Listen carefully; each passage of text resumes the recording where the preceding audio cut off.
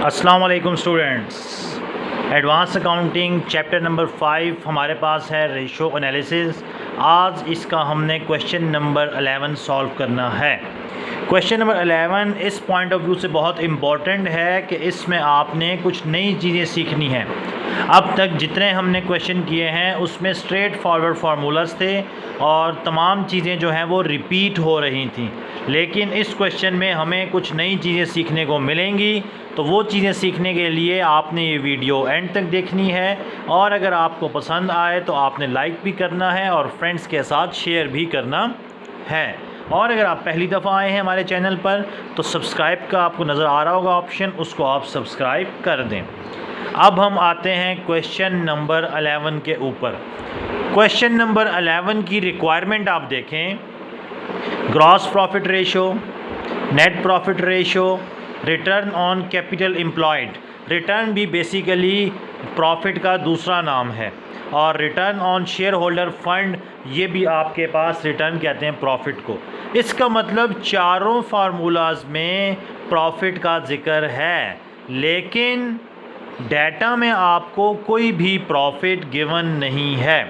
तो इस क्वेश्चन को सॉल्व करने से पहले हमने एक छोटा सा काम करना है।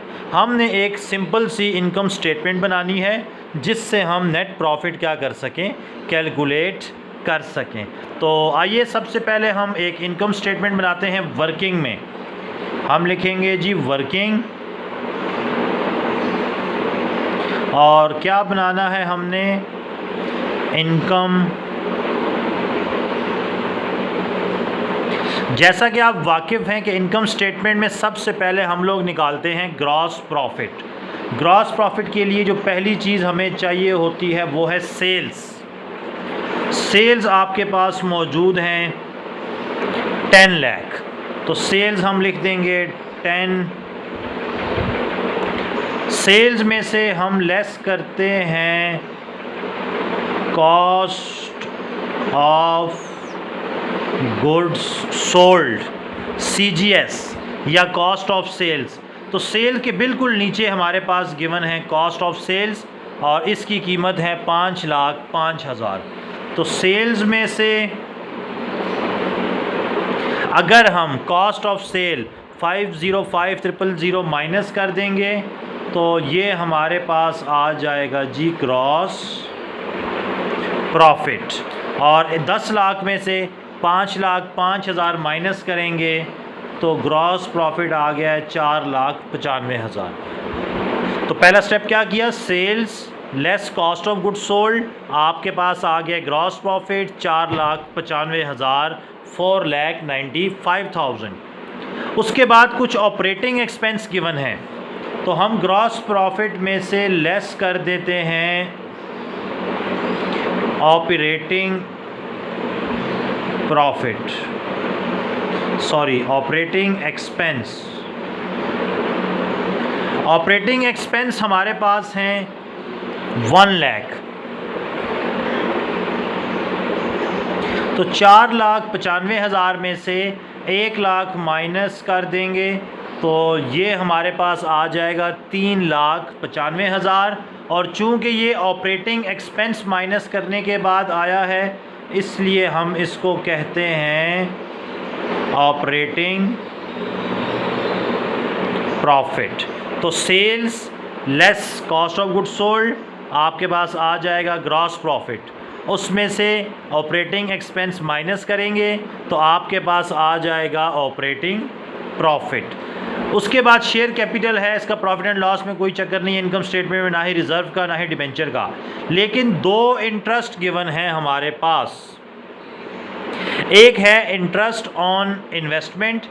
इंटरेस्ट ऑन इन्वेस्टमेंट हमारी इनकम है, हमने कहीं पर सरमायाकारी की है, उसके बदले में हमें इंटरेस्ट मिल रहा है, तो ये हमारा इनकम है तो ऐड होगा। Secondly interest on debenture. Debenture होता है एक टाइप का लोन जो कंपनी ने लिया हुआ है, इसके बदले जो हम इंटरेस्ट पे करते हैं वो हमारा एक्सपेंस होता है और एक्सपेंस से हमारा प्रॉफिट कम होता है, इसलिए इंटरेस्ट ऑन डिबेंचर हम क्या कर देंगे, माइनस। तो यहाँ हम लिखेंगे लेस इंटरेस्ट ऑन डिबेंचर, वो है 20,000। और एक और इंटरेस्ट है, इंटरेस्ट ऑन इन्वेस्टमेंट, जो हमने सरमायाकारी की है उस पर इंटरेस्ट जो है वो है 25,000। तो 3,95,000 में से 20,000 माइनस कर देंगे, 3,75,000, 25,000 ऐड कर देंगे, तो ये हमारे पास आ जाएगा तकरीबन 4 लाख।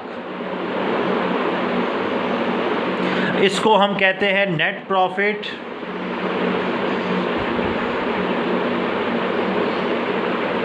Before tax. तो ये हमारे पास आ गया नेट प्रॉफिट बिफोर टैक्स। और टैक्स के लिए एक हिंट हमें दी गई है, provision for taxation. Net profit का 40% टैक्स हमारा कितना होगा अंदाज़न, नेट प्रॉफिट का 40%। तो हम लेस करते हैं provision for tax,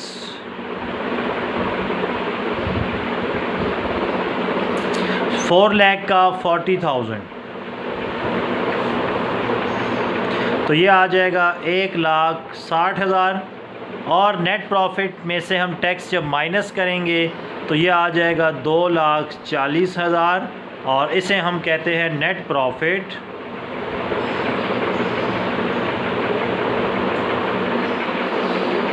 after tax. तो ये जो ब्लू मार्कर से मैंने 4 चीज़ें कैलकुलेट की हैं, gross profit, operating profit, net profit before tax and net profit after tax, ये हमें क्वेश्चन में अब काम आएंगी। और आपने भी जब क्वेश्चन नंबर 11 करना है तो साथ आपने इनकम स्टेटमेंट सबसे पहले बना लेनी है। अब हम आते हैं क्वेश्चन के ऊपर। सबसे पहले है ग्रॉस प्रॉफिट रेशो। फार्मूले से तो आप सब ही वाकिफ़ हैं। Number 1, gross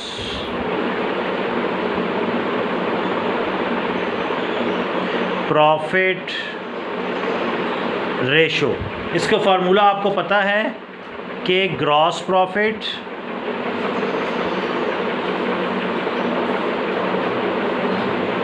divided by sales multiply by 100। अब देखिए ग्रॉस प्रॉफिट हमने कितना निकाला है, 4,95,000। तो हम लिखेंगे 4,95,000 डिवाइडेड बाय सेल्स। सेल्स है हमारे पास 10 लाख और मल्टीप्लाई हम कर देंगे 100 से। तो सेल्स हमारे पास 4 लाख, सॉरी ग्रॉस प्रॉफिट हमारे पास 4,95,000 है। 4,95,000 डिवाइडेड बाय सेल्स हैं 10 लाख, मल्टीप्लाई बाय 100 कर देंगे तो ये हमारे पास आ जाएगा 49.5%।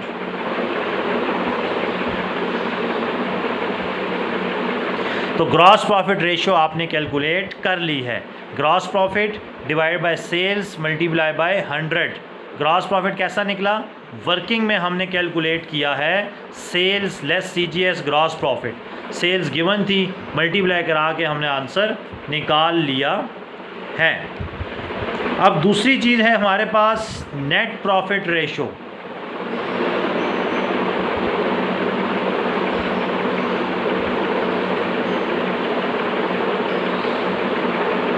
नेट प्रॉफिट रेशो का फार्मूला है आपके पास net profit divided by sales multiply by 100। अब हमने वर्किंग में आपके सामने है नेट प्रॉफिट कैलकुलेट किया है 2,40,000। तो नेट प्रॉफिट हम लिख देंगे 2,40,000। सेल्स हैं हमारे पास 10 लाख, सेल्स कितनी है 10 लाख और मल्टीप्लाई बाय 100। तो 2,40,000 को डिवाइड करवाएंगे 10 लाख से और मल्टीप्लाई बाय 100 कर देंगे। तो ये ज़ीरो इन 2 ज़ीरो से कट गया, ये 4 ज़ीरो 1 2 3 4 से कट गया, तो आंसर पीछे बच गया 24। तो नेट प्रॉफिट रेशो आ जाएगा 24%। नेट प्रॉफिट हमने आपको सिखा दिया कैसे निकला है, सेल्स गिवन था और मल्टीप्लाई बाय 100। तो ये आपके पास नेट प्रॉफिट रेशो निकल आई है। ठीक है, तो नेट प्रॉफिट इनकम स्टेटमेंट से निकाला, सेल्स गिवन थी और मल्टीप्लाई बाय 100। तीसरा है return on capital employed. Return on capital employed, पहले इसका फार्मूला आप देख लें। इसका फार्मूला है net profit before interest and tax. Net profit before interest and tax divided by return किसके ऊपर, कैपिटल एम्प्लॉयड के ऊपर, तो divided by capital employed multiply by 100। अब चूँकि हमने इनकम स्टेटमेंट बना ली है तो हमारे लिए बहुत आसान है ये देखना। टैक्स से पहले का प्रॉफिट 4 लाख, इंटरेस्ट से पहले का प्रॉफिट 3,95,000, तो net profit before tax and interest, tax और इंटरेस्ट से पहले प्रॉफिट कितना है 3,95,000, तो हम यहाँ लिख देंगे 3,95,000। अब मसला ये है कि हमारे पास कैपिटल एम्प्लॉयड नहीं है, तो हमने क्या करना है, कैपिटल एम्प्लॉयड निकाल लेना है।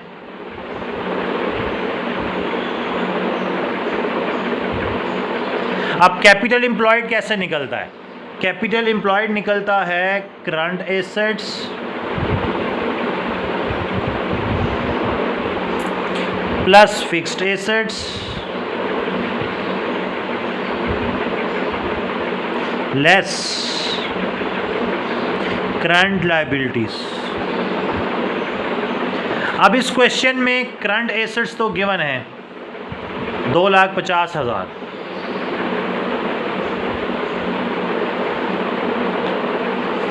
फिक्स्ड एसेट्स भी गिवन है 9 लाख। अब अगर नज़र दौड़ाएं तो करंट लायबिलिटीज़ मौजूद नहीं है, लेकिन अगर मेरी नज़र से देखेंगे तो करंट लायबिलिटीज़ मौजूद हैं। एक ही करंट लायबिलिटी है, ये जो टैक्स हमने अभी कैलकुलेट किया है, चूँकि कैलकुलेट अभी किया है ना, इसका मतलब पे तो नहीं हुआ, और पे नहीं हुआ तो इसका मतलब हमें 1 साल के अंदर पे करना है।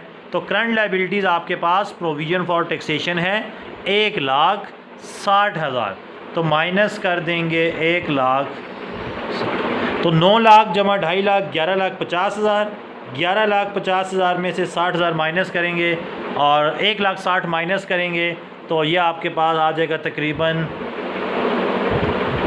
9,90,000। ठीक है, 250 में 190, 9,90,000। अब आप कैलकुलेटर पर 3,95,000 को डिवाइड कराएंगे 9,90,000 पर और मल्टीप्लाई करा देंगे 100 से, तो ये आ जाएगा 39.9%। तो सिर्फ आपने फार्मूला याद रखना है, net profit before interest and tax, वो हम इनकम स्टेटमेंट में कैलकुलेट कर चुके हैं। Capital employed, current assets plus fixed asset minus current liabilities, answer आ गया 9,90,000। डिवाइड करवा कर हमने आंसर निकाल लिया है। और लास्ट है return on share holder fund.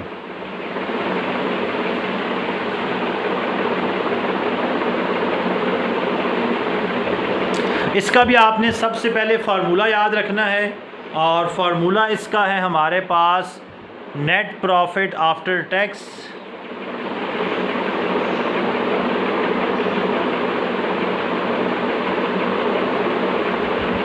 और रिटर्न किसके ऊपर है, शेयर होल्डर फंड, या इसका दूसरा नाम है इक्विटी, मल्टीप्लाई बाय 100। अब नेट प्रॉफिट आफ्टर टैक्स, तो ये देखें आफ्टर टैक्स 2,40,000, तो हम यहाँ लिख देंगे 2 लाख। अब मसला ये है कि इक्विटी नहीं है मेरे पास, इक्विटी या शेयर होल्डर फंड एक ही चीज़ का नाम है, और इसमें आपको मैंने सिखाया था कि 3 चीज़ें आती हैं। Capital reserve plus profit. Capital आपके पास गिवन है क्वेश्चन में, कैपिटल है आपके पास जी 6 लाख और रिजर्व है आपके पास 2 लाख,